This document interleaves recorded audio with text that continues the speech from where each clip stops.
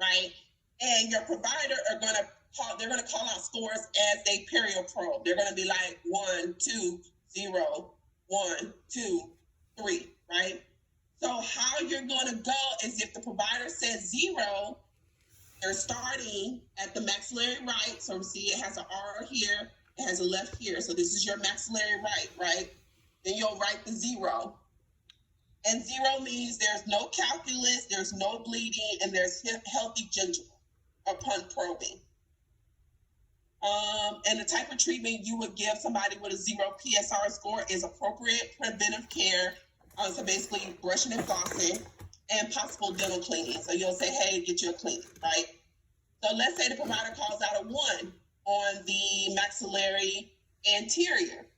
So you'll write a 1 here, right? And that means there's no calculus, but slight bleeding when you probe, right? And the treatment is just going to be getting a cleaning, removing the plaque, and getting some oral hygiene instruction to help with their dental upkeep, right? For them to do at home. So then, let's say the provider called out 2, right, on the maxillary left. You're going to write a 2. That's the 2. Let me try that again.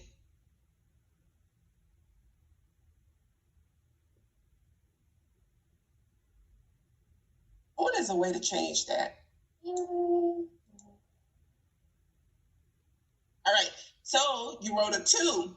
2 means that supra, which is above the gum line, and subgingival, which is below the gum line, calculus, right? So remember, the plaque must have been sitting down long enough to harden and form calculus, and or defective margins, which means that there is a margin that has leakage. So it's getting bacteria in it, it's getting food impaction, something's going on there, and there's light bleeding. So it goes from slight to light when you go to code 2, right? So that means when the provider puts the probe in that area, bleeding happens, right? And it's some light bleeding, a little bit heavier, right? And the treatment, once again, you're going to have some plaque removal, you're going to have the calculus removal, and you're going to have oral hygiene instruction. Basically, you're going to set them up for a cleaning appointment. Now, let's say they moved down, right, to the mandibular left. So they went maxillary right, anterior, maxillary left, mandibular left, right? So you're going to go here when the provider calls out the number. Let's say it's a 3, right? That means moderate spontaneous bleeding, colored area of probe partly visible, and deepest and probing depth. So that just means that when that probe is placed in that area, it does a drop into that pocket, right? There's a pocket that's being formed and it's bleeding. So as soon as the provider may just touch it to start probing and it starts bleeding. Or it might be bleeding on its own, but it definitely has visible bleeding, like heavier bleeding once the probe touches the area, right? And there's a pocket there, so the probe is going down. Now that's a code 3. Now once you get into a code 3, this patient is needing a perio exam because they might be having some indication of periodontal disease, right? Which means they may be having some bone loss. The periodontal ligament attachments are being broken down, right? Which is why they're forming pockets, that kind of stuff. So you have to have a more extensive exam. But it's also going to include charting those areas, and they're still going to get a cleaning. It doesn't say it here, but all of that extra treatment is in addition to them getting a cleaning. The cleaning doesn't go away. It's even more necessary. So they might have to get a little scaling, right? They might have to have a more intensive cleaning process, but they're still going to get one, right? And then let's say, right, they say, okay, the mandibular anteriors are a 2 here.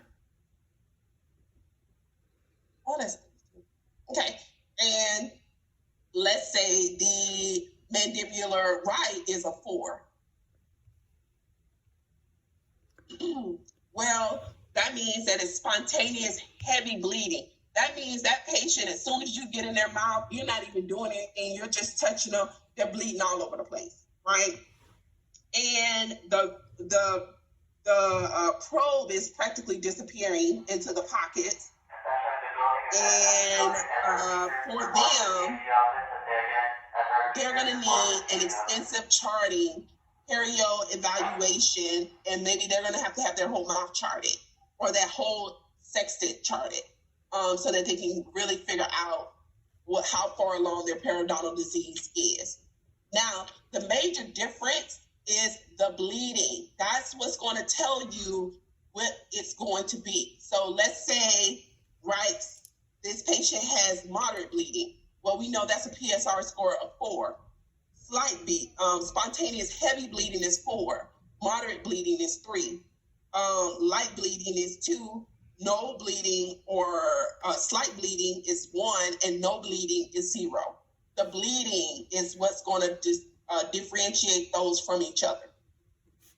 And in real life, in the clinic environment, the doc is not going to be like, the mandibular, the maxillary right, the maxillary anterior. No, they're going to get in the patient's mouth. They're going to be like 001, 2, 3. They're going to be like 001, 2, 3, 1. That's how they're going to call it. And you need to know to go from here to here to here, down, here, here. You just have to know that part.